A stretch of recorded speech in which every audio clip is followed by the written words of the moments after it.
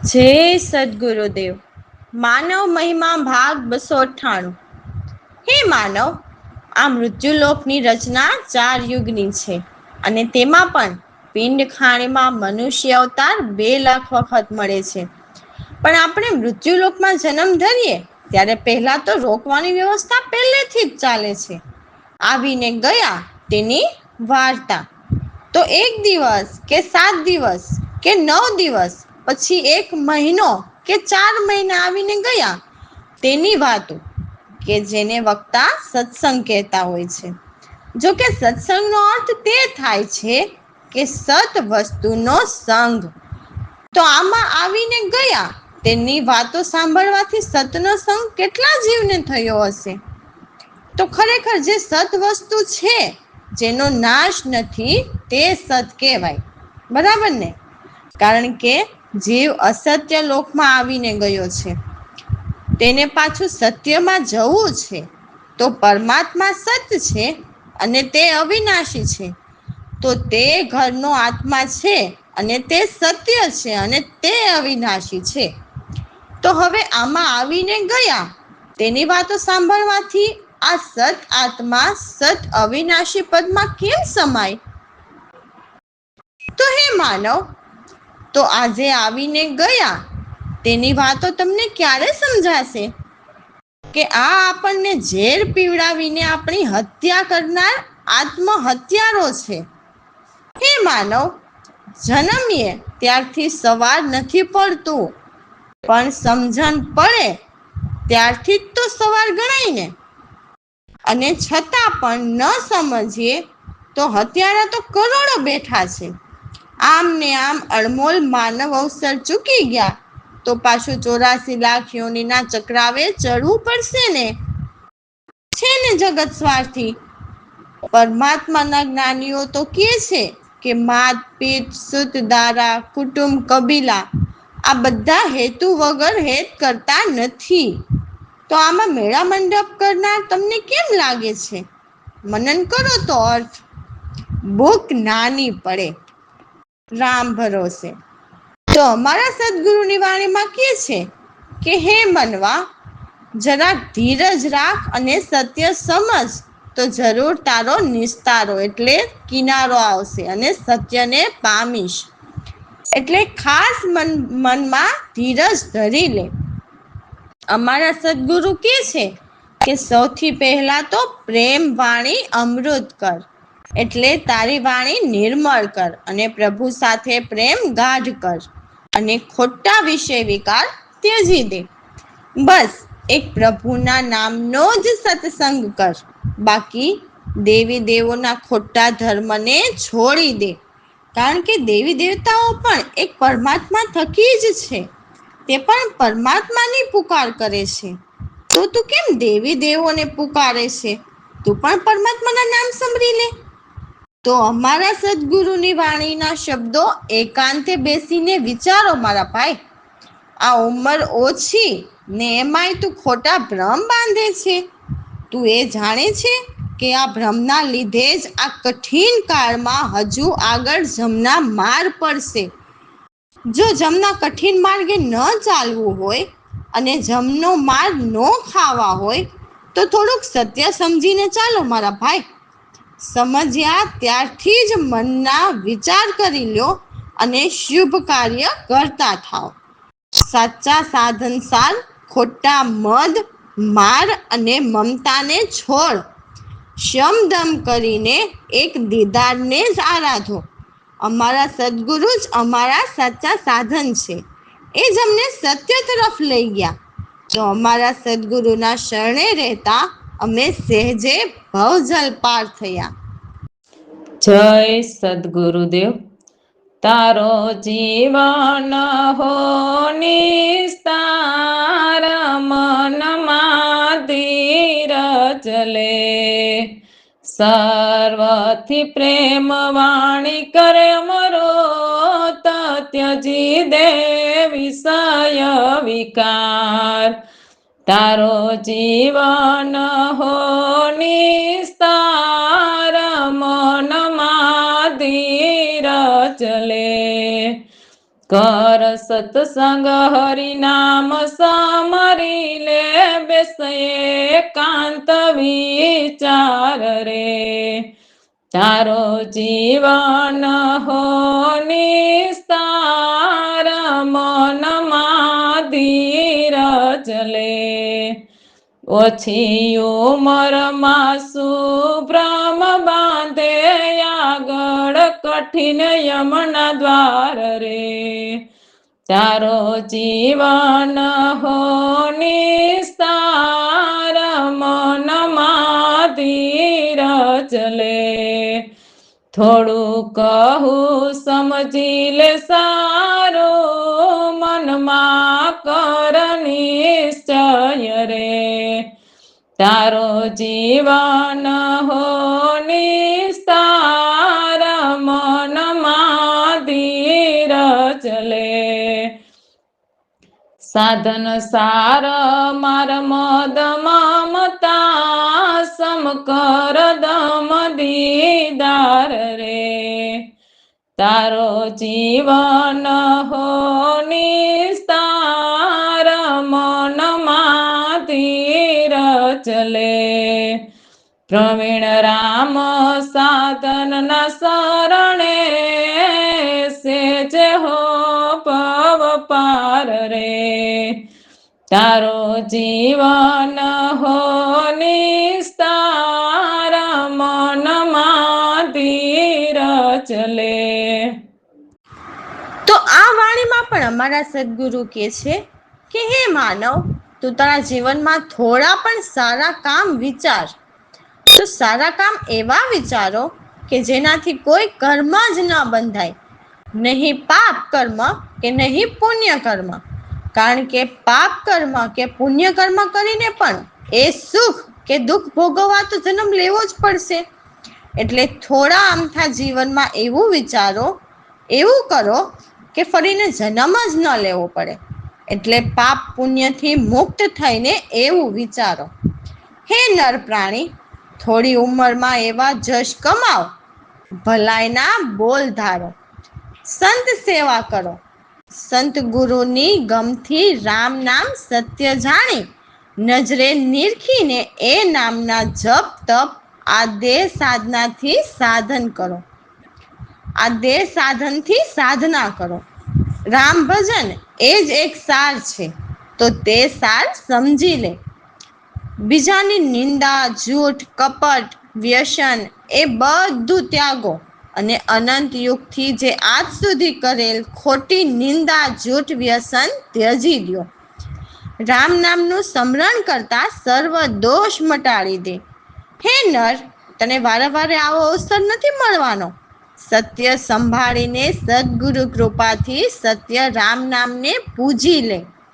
અમારા સદગુરુ કહે છે કે એક પ્રભુને જ પ્રેમ કર, બીજા ખોટા પ્રેમ જે સ્વાર્થના જ છે તે છોડી દે. સ્વાર્થના એટલે જે દુનિયામાં સારા દેખાવાના જૂઠા પ્રેમ છોડી દે. એક સાચો પ્રેમ પરમાત્માને નજરે નિરખીને કરી લે. એ જ સત્ય સાર છે, જેથી તારા બેડા પાર થશે, જેથી ભવ પાર થઈશ. જય સદગુરુદેવ. કર સારા કામ વિચાર, થોડા જીવનમાં થોડી ઉંમર યસ લઈ પ્રાણી, બોલ ભલાઈ ધાર રે. સંત સેવા કર, જપ તપ સાધન, રામ ભજન એક સાર. કર સારા કામ વિચાર, થોડા જીવનમાં નિંદા જૂઠ વ્યસન તજ પ્યારા, દોષ સરથી દે રે મટાડી. કર સારા કામ વિચાર, થોડા જીવનમાં પ્રવીણ વારે વારે નર તને નહીં મોડવાનો, પૂજ ઝીલે સંભાળી કરો સારા કામ વિચાર થોડા જીવનમાં પ્રવીણ રામ કહે નર પ્રેમ રીને તારા બેડા ભવ પાર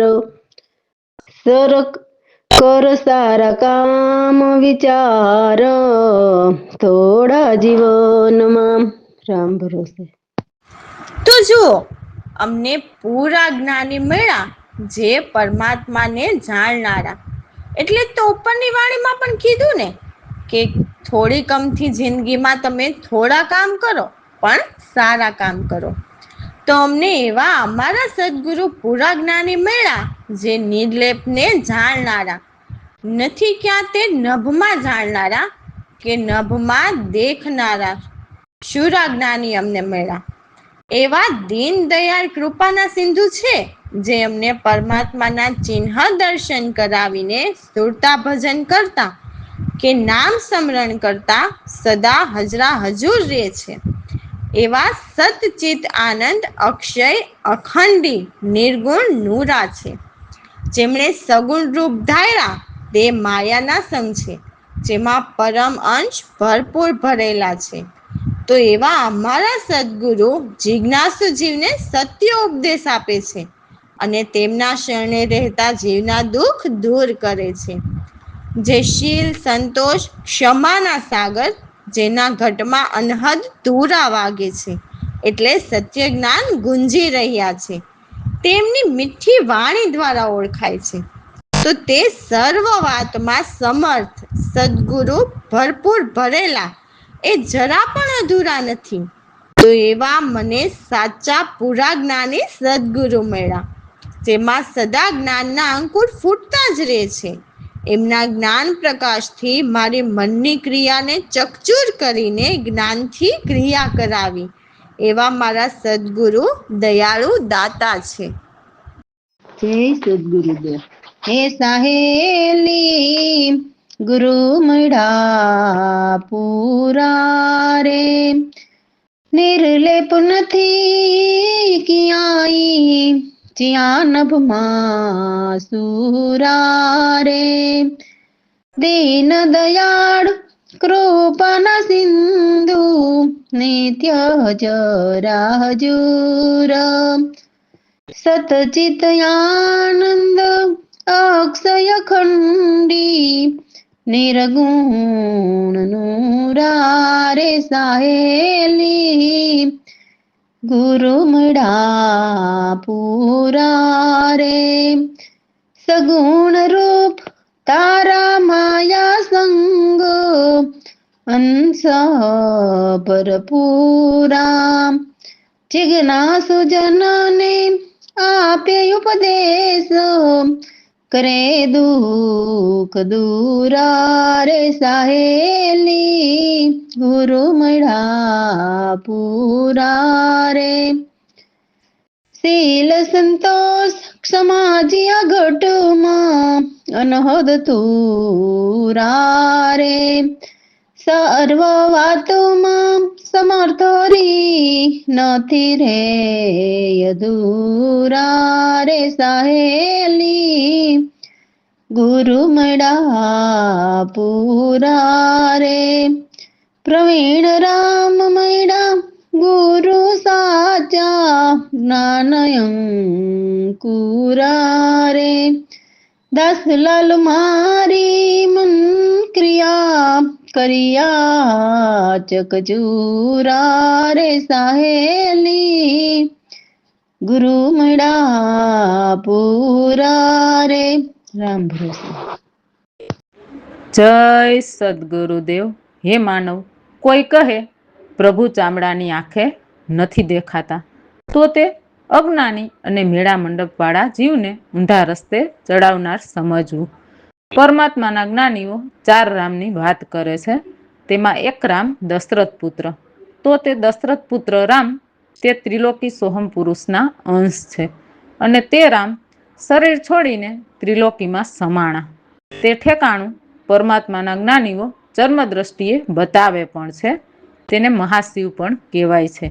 બીજા રામ ઘટઘટ, જે રામ તે આત્મરામ, તે અંતરદ્રષ્ટિએ જોવાના હોય છે. પછી વ્યાપક રામ, તે 52 તત્વોમાં રમી રહેલને વ્યાપક રામ કહે છે. પછી સૌથી ન્યારા રામ, જે પરમાત્માના જ્ઞાનીઓ જીવને ચર્મ દ્રષ્ટિએ પેલા બતાવે છે, પછી તેને શરીરની અંદર અંતરદ્રષ્ટિએ જોવાના હોય છે. અને તે ન્યારા રામ તો આપણું પિંડ શરીર બન્યા પહેલાના રામ છે. અને તે તો અવિનાશી રામ છે, અને અખંડ રામ છે, અને તે જ નોધારા રામ છે. અને તે રામથી જ એકનો અનેક થયો. આ સૃષ્ટિ રચનાનું વિસર્જન થશે ત્યારે તે સૌથી ન્યારા રામ એક જ રહેશે, બાકી ઉત્પત્તિ તેનો નાશ થશે. આ ન્યારા રામને પરમાત્માના જ્ઞાનીઓ નેણે નિરખાવે છે, ત્યારે જ તેને પરમાત્માના જ્ઞાનીઓ નિરાકાર કહે છે. કારણ કે નિરાકારમાંથી આકારી, એટલે પરમાત્માના જ્ઞાનીઓ નિર્ગુણમાંથી સગુણ કહો કે શિવ કહો તે કેમ થયા તે વિજ્ઞાન આપણને નજરો નજર બતાવે છે. હે માનવ, જો તમારે જન્મ મરણમાંથી મુક્ત થવું હોય તો પ્રથમ તો આંધળાને છોડો. આ આંધળા ઉપર વિશ્વાસ કરો છો એટલે જ 84 લાખ યોનિમાં જવું પડે છે. તો અમારા સદગુરુ કહે છે કે હે પ્રભુ, તું તો અવિગત અવાણી છે, તારી કોઈ વાણી નથી, છતાં તું સૌની અંદર બોલી રહ્યો છે. તું તો અવિગત એટલે તારી વિગતનો કોઈ પાર નથી, તારી ગતિ ન્યારી છે. તું તો સૌને મહેર અજાત અજાણી આત્મા છે. તને કથ્યો પણ કથી ન શકાય એવી તારી અજાણી મહેર છે. જેને કોઈ જાણી ના શકે તો એ અજાણી પરમાત્માની મહેર તો અમારા સદગુરુ પામ્યા, જે નિરાકાર નિર્વાણી છે, જેને અંગ આકાર કશું જ નથી. તેવા સતગુરુ પરમાત્મા સ્થિર સ્થાયી છે. તે આદિ અચલ ક્યારેય નથી ચાલતા, છતાં સકળ કળા તેને ચલાવી. તો પરમાત્મા સર્વ કળામાં લીપાય નહીં એવા નિર્લેપ રીતે રહે છે, એટલે સર્વની અંદર તે પ્રતિબિંબ સ્વરૂપે રહે છે. પોતે નિરાધાર અને પછી બધી જ રચના તેની, એટલે કહે છે રચનાધારી. જેને 4 ખાણી બનાવી, પરંતુ તે 4 ખાણીથી વ્યાપક રહેલા છે. તો તે કીડીથી માંડીને બ્રહ્મા સુધીના સર્વના સાક્ષી તે છે. તે ગોચર નહીં જાણી, એટલે તેને એ માયાની ગોચર ગૂંચવણી નથી જાણી. વેદ કે હર કોઈ એમ કહે છે એવી અગમ સંતની વાણી સમજમાં ન આવે એવી ગૂઢ વાણી છે. અગમ નિગમ પણ ગુરુનો મહિમા કરે અને અમે નિશ્ચયથી જાણ્યા. અમારા સદગુરુ કહે છે કે એવા અથાગ એટલે સર્વત્ર રહેલા છે. જ્યાં સ્થિર છે ત્યાં મન કે વાણી પહોંચે નહીં. અમારા સદગુરુ પ્રવીણામ એમના દાસને કહે છે, હે દાસલાલ, એ જ ચેતન અથાગ છવાયા છે, તેને જાણો, જેથી બીજા ભેદ વિસરાઈ જાય. તો વાણી: સતગુરુ તું છે અલખ વાણી રે, અવિગત યકત કથ્ય નવ જાય મહેર એ જય જાણી રે. મહેર તો સદગુરુ પામ્યા રે, નિરાકાર નિરવાણી અંગ આકાર નહીં ગુરુદેવા. મહાસ્થિર સ્થાયી સતગુરુ તું છે અલખ વાણી રે, આદિ અચલ ક્યારેય નથી ચાલતા, સકળ કળા ચલાવી સર્વ કળામાં લીપાય નહીં ક્યારેય. નિરલેપ રહ્યા સદાય સતગુરુ તું છે અલખય વાણી રે, નિરાધાર સર્વ રચના ધારી રે.